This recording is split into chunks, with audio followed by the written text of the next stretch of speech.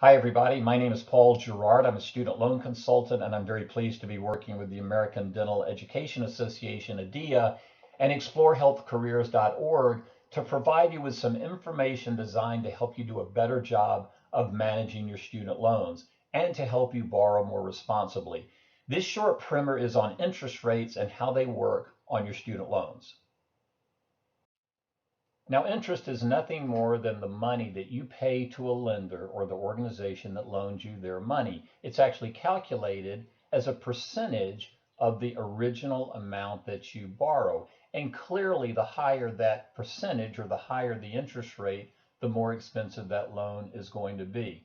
One thing that you'll notice in this presentation is that interest rates tend to be higher for graduate and professional students on federal loans than they are for undergraduate students. Now, as we talk about interest rates, be sure you know the difference between a subsidized and an unsubsidized loan. Subsidized loans are preferable. They're harder to get. They're actually based on financial need, but they're preferable because during school grace and deferment, subsidized loans are actually interest-free to borrowers. Either there's no interest charged at all, or someone is paying it for you as it accrues. In other words, as it builds up.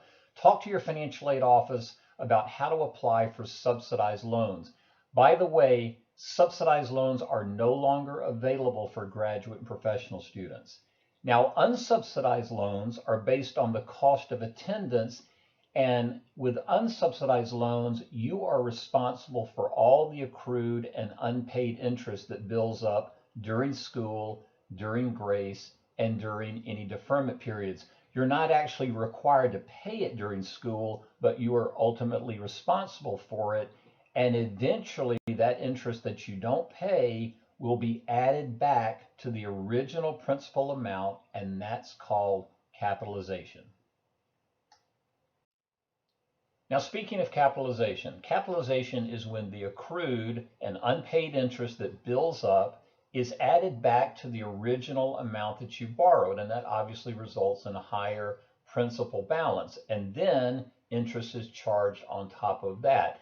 Now, capitalization usually occurs when an unsubsidized loan enters repayment. And folks, the easiest example of that is an unsubsidized direct loan.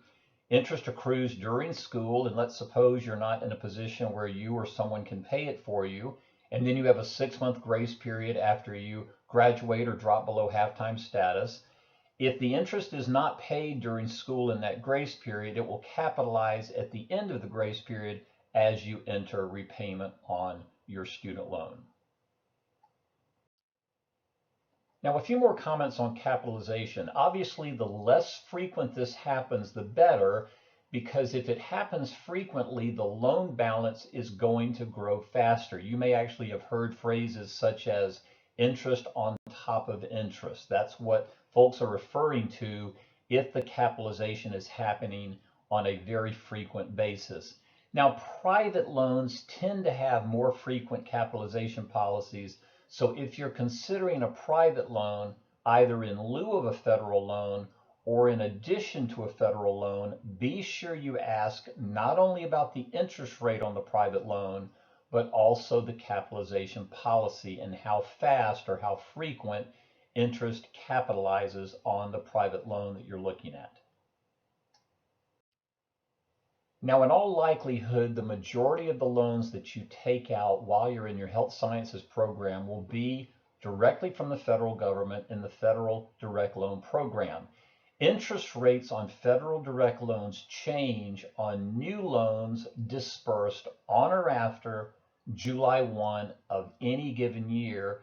And then, folks, they remain fixed for the life of the loan. And this applies to direct subsidized loans, direct unsubsidized loans, and also what are called direct plus loans. These could be plus loans for students that their parents take out. These could also be what are called grad plus loans for graduate and professional students.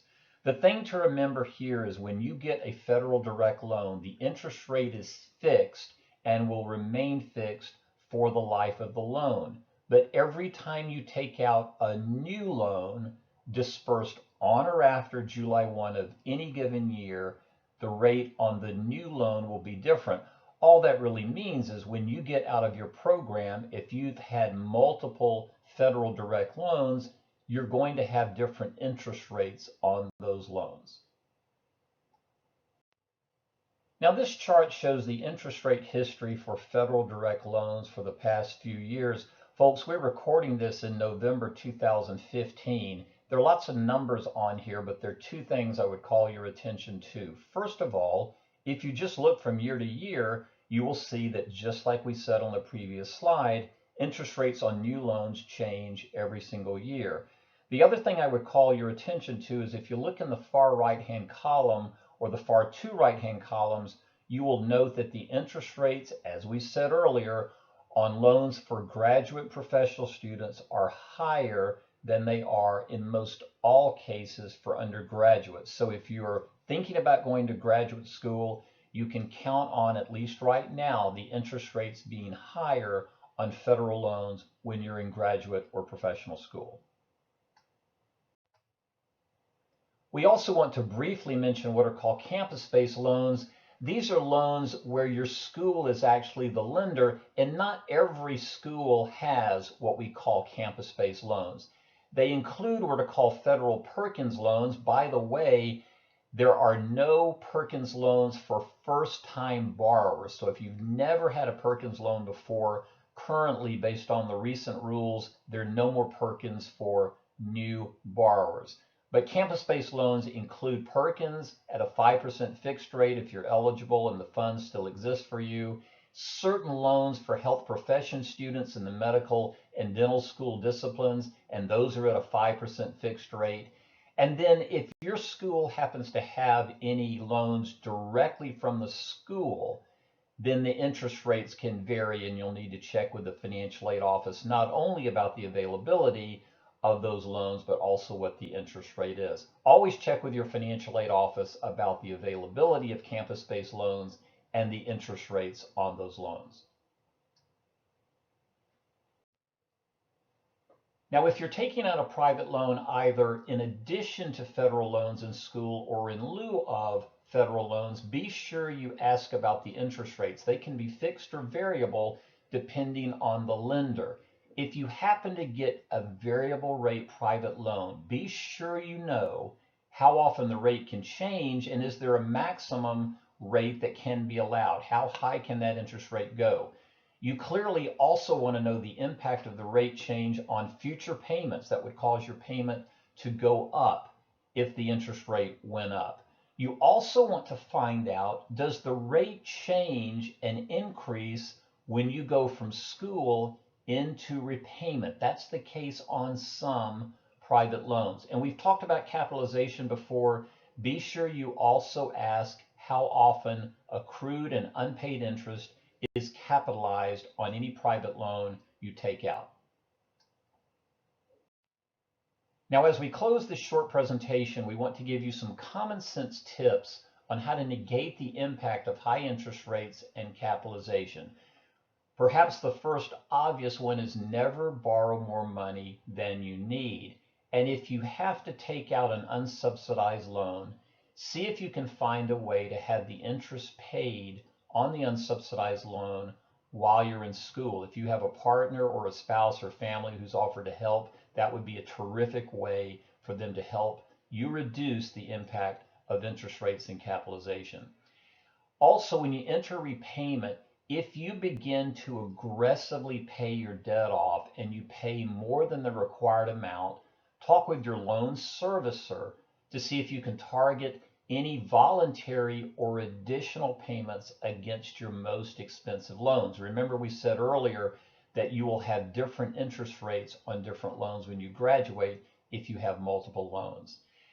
And also use aggressive repayment. In other words, paying more than is required to shorten the repayment period. That will greatly reduce the interest cost on your student loans. We hope the information in this short interest rate primer will help you do a better job of borrowing responsibly and managing your student loans when you graduate from your health sciences career. Remember that responsible borrowing now leads to responsible repayment.